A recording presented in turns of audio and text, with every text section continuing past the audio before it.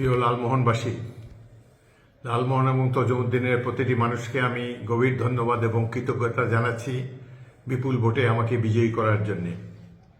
এই মুহূর্তে আমি আমাদের এই দুই উপজেলার সম্মানিত বাসিন্দাদেরকে অনুরোধ করে বলতে চাই, পরাজিত শক্তি আওয়ামী লীগ ক্ষমতা থেকে নির্বাসিত, তাদের নেতারা ভারতে পলাতক জীবনযাপন করছেন। তারপরও এই দেশের মানুষ অনেক আওয়ামী লীগেরও আমাদেরকে ভোট দিয়ে বিজয়ী করেছে। এখন বাংলাদেশের জন্য আইন শৃঙ্খলা পরিস্থিতিকে স্থিতিশীল রাখা খুবই প্রয়োজনীয়। আমি লালমোহন তজুমুদ্দিনের প্রত্যেক নাগরিককে অনুরোধ করব, বিশেষ করে বিএনপির নেতাকর্মীদেরকে অনুরোধ করব, তারা যেন আওয়ামী লীগ বা অন্য কোনো দলীয় বা জামাত ইসলামী বা অন্য কোনো দলীয় কোনো সমর্থকের সাথে যেন রূঢ় ব্যবহার না করে, কারো প্রতি যেন কোনো অন্যায় আচরণ না করা হয়। কেউ যদি আইন নিজের হাতে তুলে নেয়, তাকে কঠোর শাস্তির মুখোমুখি হতে হবে। 1 লক্ষ ভোটের ব্যবধানে ত্রয়োদশ জাতীয় সংসদ নির্বাচনে বিজয়ী করেছে। এটি আমার জন্য একটি বিশাল অর্জন বলে আমি মনে করি। প্রত্যেক ভোটার, প্রত্যেক লালমোহন তজুমুদ্দিনবাসীকে আন্তরিক ধন্যবাদ ও কৃতজ্ঞতা জানাচ্ছি। নির্বাচনের আগে এই নির্বাচনটি আমার জন্য ছিল 10ম নির্বাচন।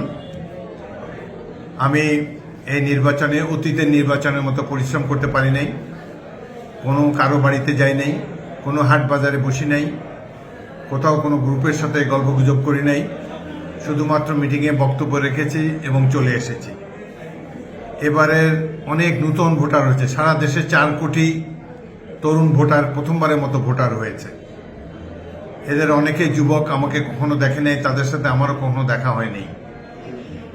তারপরও তরুণ, যুবক, বয়স্ক সবাই আমার উপরে আস্থা রেখেছেন, সেজন্য আমি অত্যন্ত কৃতজ্ঞ সকলেরই কাছে।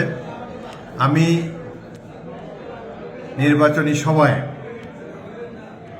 বলেছি যে আপনারা আমাকে দেখে ভোট দিবেন। আমি লালমোহন তজুমুদ্দিন থেকে দুর্নীতির সকল শিকড় উপড়ে ফেলার চেষ্টা করব। লালমোহন তজুমুদ্দিনকে মাদক মুক্ত করার চেষ্টা করব। কোনো মানুষের উপর কাউকে আমি অত্যাচার করতে দেব না।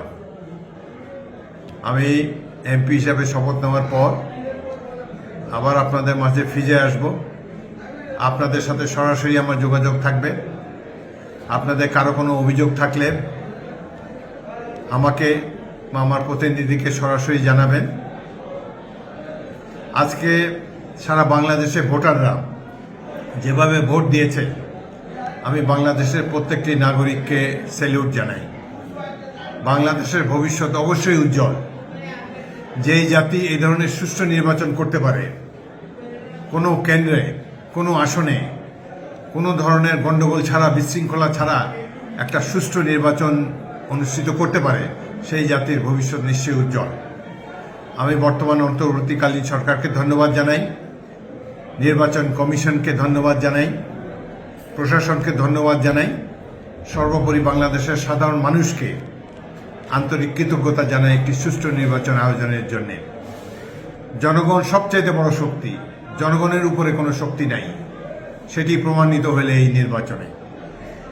আমি 10টি নির্বাচন করেছি, এবারের নির্বাচনটির মতো সুষ্ঠু নিরপেক্ষ নির্বাচন অতীতে আর দেখিনি।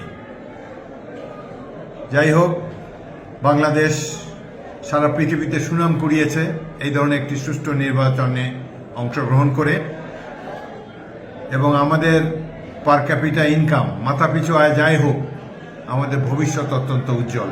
আমরা যদি ঐক্যবদ্ধ থাকতে পারি, স্বাধীনতা সার্বভৌমত্বকে সুসংহত করতে পারি, এবং সর্বোপরি শহীদ রাষ্ট্রপতি জিয়াউর রহমান এবং খালেদা জিয়ার জাতীয়তাবাদী রাজনীতিকে ধরে রাখতে পারি, ইনশাল্লাহ বাংলাদেশ অচিরেই একটি সমৃদ্ধ রাষ্ট্রে পরিণত হবে। প্রিয় দেশবাসী, আসসালামু আলাইকুম। সবাইকে অসংখ্য ধন্যবাদ। আল্লাহ হাফেজ। আবার আপনাদেরকে গভীর কৃতজ্ঞতা জানাই।